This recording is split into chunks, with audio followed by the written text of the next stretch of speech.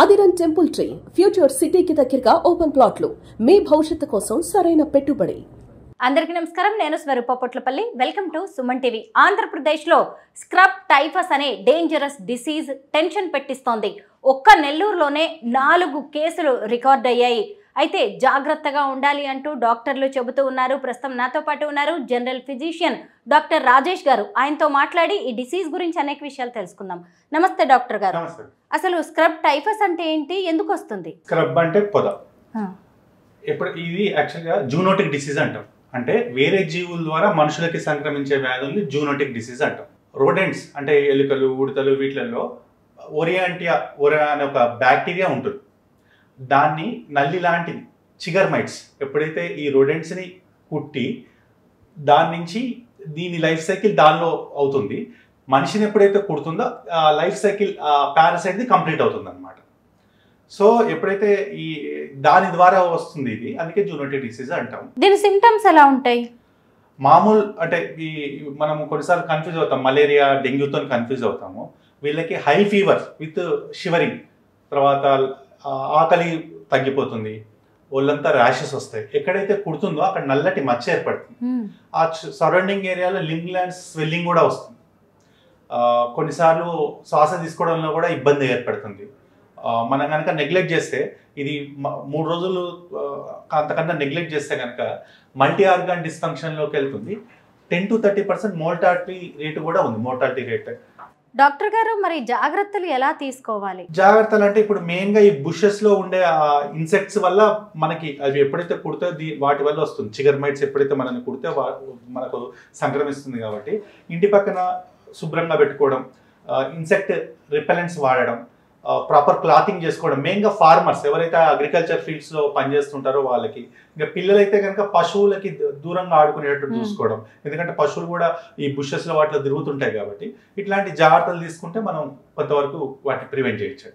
ఎక్కువగా దోమలు డ్రైనేజ్ లాంటి చోట వస్తూ ఉంటాయి కదా, అక్కడ కూడా ఈ నల్లి లాంటివి వచ్చే అవకాశం ఉందా? మెయిన్ గా ఇవి బుషెస్ లో ఉంటాయి. స్క్రబ్ అనే పేరే ఫీవర్ కి అందుకు రావడానికి కారణం బుషెస్ లో ఉంటుంది కాబట్టి బుష్, దీని స్క్రబ్ ఫీవరే కాదు బుష్ ఫీవర్ అని కూడా అంటారు.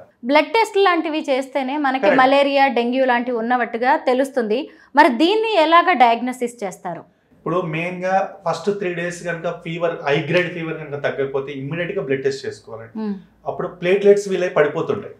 దీంతో పాటు లివర్ ఎంజైమ్స్ కూడా ఎలివేట్ అవుతాయి. మనం అప్పుడు ఈ డెంగ్యూతో కానీ వీటితో కన్ఫ్యూజ్ అయ్యే ఛాన్స్ ఉంటుంది. డిఫరెన్షియల్ టెస్ట్ అంటే ఐజీఎం యాంటీబాడీ టెస్ట్ చేసుకుంటే ఎల్ఎస్ఏ ఐజీఎం యాంటీబాడీ టెస్ట్ మనకు కన్ఫర్మ్ అవుతుంది. దీనికి సరైన మెడికేషన్ తీసుకోకపోతే ప్రాణాల మీదకి వచ్చే అవకాశం ఉంటుంది. 10 to 30% మోర్టాలిటీ రేట్ ఉంటుంది. సో ఇది ప్రాణాంతకమే అని అనొచ్చు. కానీ యాంటీబయాటిక్ కనుక మనం ఇంజెక్షన్ కానీ టాబ్లెట్ కానీ తీసుకుంటే రికవర్ అయ్యే ఛాన్సెస్ చాలా ఉన్నాయండి. ఈ నల్లి లాంటిది ఒకరిని కుట్టిన తర్వాత వాళ్ళకి ఈ టైఫస్ వచ్చాక మళ్ళీ ఇంకొకరిని కుడితే అది వ్యాపించే అవకాశం ఉంటుందా? డెఫినెట్లీ ఉంటుంది. ఒకరి ద్వారా ఇంకొకరికి సంక్రమించదు, కానీ ఈ నల్లి ఎవరినైతే కుడుతుందో వాళ్ళకి వస్తుంది. ఈ టైఫస్ విషయంలో అవేర్నెస్ ఎలా కల్పించాలి? క్యాంపుల్లాగా పెట్టి వాళ్ళకి మెయిన్గా ఎవరైతే హై రిస్క్ పాపులేషన్ ఎవరు అంటే రూరల్లో ఎక్కువ ఉంటుంది. సిటీలలో మనం చూడము. ఎవరైతే అగ్రికల్చర్ ఫీల్డ్స్లో పనిచేస్తారో ఉమెన్ కావచ్చు, మెన్ కావచ్చు, పిల్లలు పశువులకు దగ్గరగా ఉంటారో వాళ్ళలో మనం అవేర్నెస్ క్రియేట్ చేయగలిగాలి. 3 days లోపల కనుక మీరు అన్నట్టు బ్లడ్ టెస్ట్ కనుక చేసుకుంటే మామూలు ఇంకా యాంటీబయాటిక్ కోర్స్ తీసుకుంటే మనం బయటపడతాం. అంటే పల్లెల్లో ఈ బుషెస్ లాంటివి లేదంటే పశువులకి దగ్గరగా ఉంటారు కాబట్టి పల్లెల్లో ఇది వచ్చే అవకాశం ఎక్కువ అంటారు. మెయిన్గా పల్లెల్లోనే వచ్చేస్తుంది. సిటీస్లో బుషెస్ కానీ అవన్నీ ఎక్కువ ఉండవు. ఇంకా మనం ప్రాపర్గా అంటే ఇంకో రీజనే ఉండదా? బుషెస్ ఏనా మొత్తం దీనికి కారణం? పేరే మీరు ఇప్పుడు స్క్రబ్ పేర్లోనే ఉంది. ఆ పేరే అందుకు వచ్చింది అనమాట. ఎందుకంటే ఆ నల్లాంటి చిగర్మైట్స్ బుషెస్ లోనే ఉంటాయి. వాటిని నిరోధించడానికి ఏమైనా చేసే అవకాశం ఉందా? ఇన్సెక్ట్ రిపెలెంట్స్ అవి పెట్టడమే, అవి వాడడం, లేదా మనం ప్రాపర్ క్లాతింగ్ చేసుకోవడం. ఇవి ఎక్కువగా ఆంధ్రప్రదేశ్ లోనే ఎందుకు వస్తుందండి ఇది? ఆంధ్రప్రదేశ్ లోనే కాదు, సౌత్ ఈస్ట్ ఏషియాలో చాలా దేశాలలో దానిలో వేరియంట్స్ ఉన్నాయి. ఓరియంటియా అనే బ్యాక్టీరియా వేరియంట్స్ ఉన్నాయి. ఇప్పుడు ఇక్కడ ఎక్స్పోజ్ అయ్యి చిన్న పిల్లల్లో ఇది కుడితే గనక ఈ నల్లి లాంటిది ఎలాంటి సమస్యలు వచ్చే అవకాశం ఉంది? అందరికి ఇలాంటి సింప్టమ్స్ ఉంటాయా? దీనికి ఇప్పుడు మనల్ని కుట్టిన తర్వాత 1 to 3 weeks పాటు ఇంక్యుబేషన్ పీరియడ్ ఉంటుంది. అంటే దాన్ని రెప్లికేట్ చేసుకుంటా ఉంటుంది బాడీలో. కొందరిలో with in 1 week fever, high grade fevers with shivering తర్వాత మజిల్ పెయిన్స్, జాయింట్ పెయిన్స్ ఇవన్నీ డెవలప్ అవుతాయి. ఆకలి తగ్గిపోవడం, ఎక్కడైతే కుడుతుందో ఆ సరౌండింగ్ ఏరియాలో లింఫ్ గ్లాండ్స్ స్వెల్ అయ్యి మనం ఎప్పుడైతే పట్టుకుంటామో నొప్పి కూడా వస్తుంది. ఓకే, ఇక్కడ మచ్చ పడుతుంది అన్నారు కదా, ఆయింట్మెంట్ లాంటిది ఏదైనా ఇస్తారా? మచ్చ అనేది అంటే ర్యాష్ లాగా అనమాట, దానికి ఆయింట్మెంట్ అట్లా అవసరం లేదు. మెయిన్ మన ఇన్ఫెక్షన్ అంతా బ్లడ్ లో ఉంటుంది. బ్యాక్టీరియా ఇప్పుడు మనకి ఆ పారాసైట్ ఎప్పుడైతే లోపలికి పోతుందో అది రెప్లికేట్ చేసుకుంటుంది లైఫ్ సైకిల్.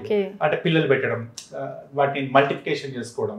సో వాటిని మనం ప్రివెంట్ చేయగలరు antibiotic, hire dose of antibiotic వాడి. నార్మల్ ఫీవర్స్ ఉంటాయి కదా, ఎలాగో ఈ టైఫాయిడ్ కావచ్చు, మలేరియా, డెంగ్యూ లాంటి వాటికి ఇచ్చే మెడిసిన్ ఇస్తారా? లేదు అంటే ఈ టైఫస్ కి వేరే మెడిసిన్ ఏదైనా ఉంటుందా? మలేరియాకి స్పెసిఫిక్ యాంటీబయాటిక్ ఉంది, డెంగ్యూకి అంటే సపోర్టివ్ ట్రీట్మెంట్ ఇస్తాం. ఇక్కడ యాంటీబయాటికే డాక్సిసైక్లిన్ ఇట్లాంటి యాంటీబయాటిక్స్ వాడితే మనము తగ్గించండి ఇన్ఫెక్షన్. చూసారు కదా, జ్వరాల్లో కూడా అనేక రకాలు ఉన్నాయి. టైఫస్ అనేది ఇప్పుడు ప్రమాదకరమైన వ్యాధిగా కూడా పరిణమిస్తోంది. ముఖ్యంగా మీ ఇంటి చుట్టుపక్కల మొక్కలు లాంటివి ఎక్కువగా పెరిగినా కానీ జాగ్రత్త పడండి, వాటిని తీసేయండి. ఎక్కువగా వెట్టుగా ఉంచకపోవడం కూడా మంచిది. పశువులు ఉన్న వాళ్ళు కూడా అక్కడంతా శుభ్రంగా ఉంచుకోవడం మంచిది. మీ చుట్టూ ఉన్న సరౌండింగ్స్ని ఎప్పటికప్పుడు క్లీన్గా ఉంచుకోవడం అయితే చాలా అవసరం. ఇలాంటి రోగాలు, ఇలాంటి జ్వరాలు రాకుండా మనమే నిరోధించవచ్చు. Thank you so much doctor గారు.